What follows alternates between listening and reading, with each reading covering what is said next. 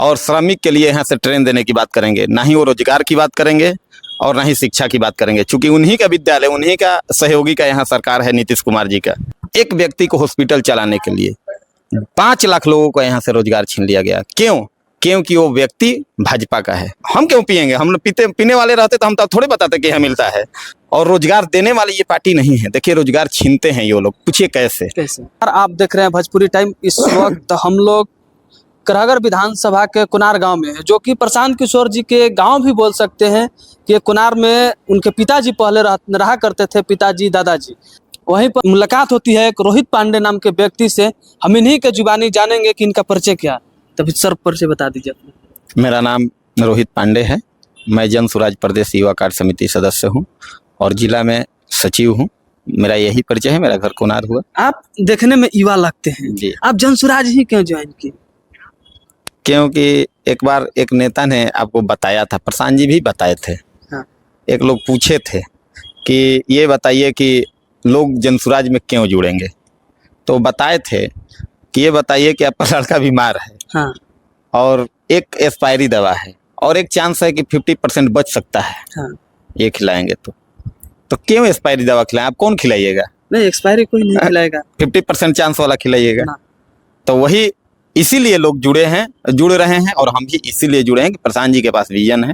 प्रशांत जी यहाँ के युवाओं के बारे में सोच रहे हैं, पलायन रोकने की बात कर रहे हैं, शिक्षा की बात कर रहे हैं, महिलाओं के सम्मान की बात और किसानों की बात कर रहे हैं, बिहार को 10 अग्रणी राज्य में लाने की बात कर रहे हैं। इसलिए उनके अभी आपने कहा कि प्रशांत जी महिलाओं के सम्मान के बात कर रहे हैं। जी, तेजस्वी यादव माई बहन योजना के तहत 2500 रुपया देने का वादा कर रहे हैं। ये बताइए, हमसे पूछिएगा, छोटी मुंह बड़ी बात। प्रशांत जी इस पर कई बार बोल चुके हैं कि 300 करोड़ यहाँ का बजट है। हाँ।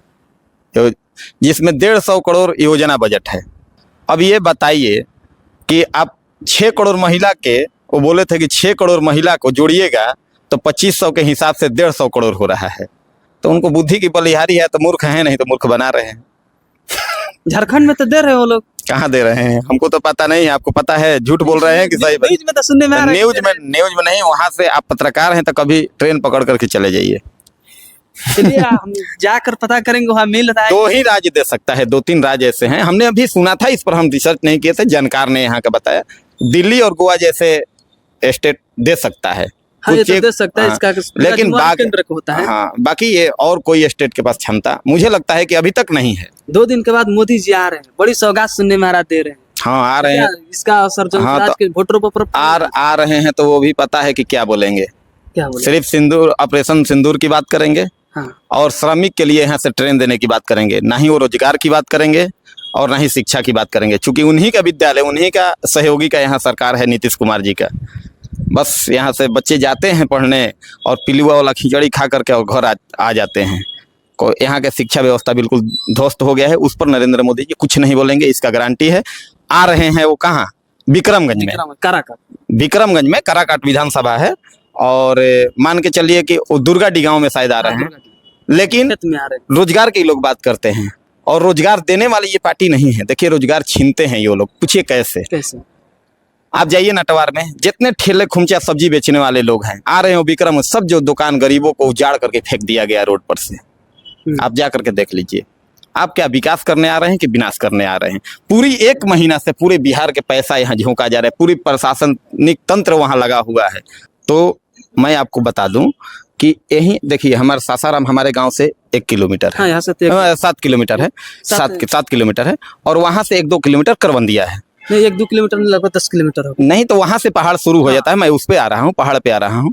वहां से कम 3 से 4 लाख मजदूर काम करते थे उसमें। पहाड़ बंद करके सिर्फ एक व्यक्ति के कहने पर, एक व्यक्ति को हॉस्पिटल चलाने के लिए 5 लाख लोगों को यहाँ से रोजगार छीन लिया गया। क्यों? क्योंकि वो व्यक्ति भाजपा का है। मतलब 2.5 लाख लोग तो मतलब सड़क पे एकदम चोरी चमारी छोड़ करके क्या कर सकते हैं? वो दारू बेच सकते हैं। अब तो बेच रहे हैं। हम वहाँ गए थे, हम लोग कार्यक्रम कराए थे, एकदम खुलम खुला बिक रहा था। माने आपको फोन करने की भी जरूरत नहीं है, इशारा कर देता, चाहिए क्या? इशारा पर ही दारू मिल जाता है। तो 5 लाख लोग बेरोजगार हो गए। क्रेशर चलता था, लगता था मतलब पैसे की हब था, वहां बोड़ा से पैसा आता था। तो वहां रोजगार बंद कर दिया गया, पहाड़ बंद कर दिया गया। आप देख लीजिए, लोग बात करते हैं रेवेन्यू आता था शराब से, शराब बंदी हो गया। सरकार को उससे कोई फायदा नहीं। पेपर में बंद है, दुकान सब चालू है। हमारे गांव में आप खोजिएगा तो दारू मिल जाएगा, कई एक जगह मिल जाएगा, कई एक जगह मिलेगा आपको। ये थोड़ी बताएंगे कहाँ मिलेगा, हमको क्या पड़ी है, वो तो प्रशासन की काम है खोजे। ये बड़ा कैमरा के सामने सब कैमरा अपडेट है। हाँ, तब कितने हम सही बोल रहे हैं, हम कोनो गलत थोड़ी बोल रहे हैं। यहाँ मिलता है, प्रशासन कहाँ है? हम क्यों पियेंगे? हम पीने वाले रहते तो हम तो थोड़े बताते कि यहाँ मिलता है। आप नहीं पीते इसलिए बता दिए। हाँ बिल्कुल बता दिए, क्योंकि सरकार को मैं बताना प्रशासन को भी पता है कि शराब बिकता है, मिलता है। प्रशासन को पैसा जा रहा है, हर जगह से जा रहा है। मैं यहाँ के सिर्फ थोड़ी बात कर रहा हूँ, पूरे बिहार की बात कर रहा हूँ।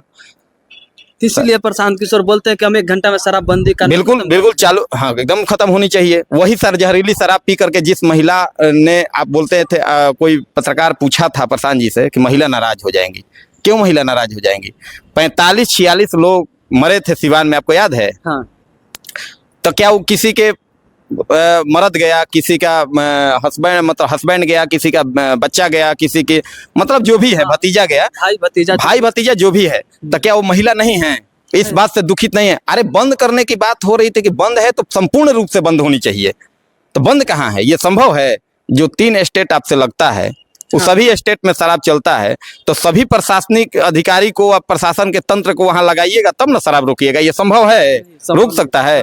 सिर्फ आपको रेवेन्यू का लॉस होगा, सिर्फ रेवेन्यू का लॉस होगा और इससे कुछ नहीं हो सकता है। इसलिए चालू होनी चाहिए कि कम से कम रेवेन्यू जो आ रहा है, आप जानते हैं उत्तर प्रदेश में लाखों लाख हर एक महीना चला जाता है। हाँ। झारखंड में चला जाता है, बिहार के पैसे। एक तो यहाँ बुद्धि का पलायन हो रहा है, यहाँ नौजवानों की पलायन हो रहा है और पूंजी का भी पलायन हो रहा है। कितने लोग उधर रोजी रोजगार कर रहे हैं और कितने लोग शराब पीने के लिए भी उत्तर प्रदेश और झारखंड चले जाते हैं, बताइए।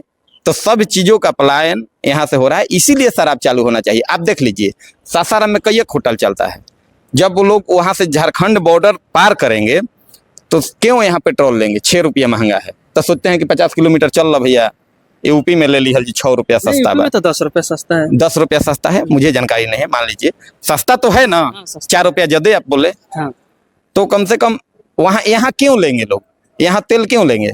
10 रुपया सस्ता है तो 10 रुपया वाले वो ले लेंगे, वो वहां जाकर के यूपी में लेंगे। यहाँ होटल में क्यों रुकेंगे? होटल में रुकेंगे तो उनको शराब भी चाहिए, तो यहाँ तो मिलता नहीं है, तो यूपी में जाकर रुकते हैं। तो ना ही यहाँ पंचर बनवाते हैं लोग, ना ही होटल में रुकते हैं लोग, ना ही यहाँ तेल लेते हैं लोग। कहाँ से आपके पास रेवेन्यू आएगा? सिर्फ एक शराबबंदी के चलते।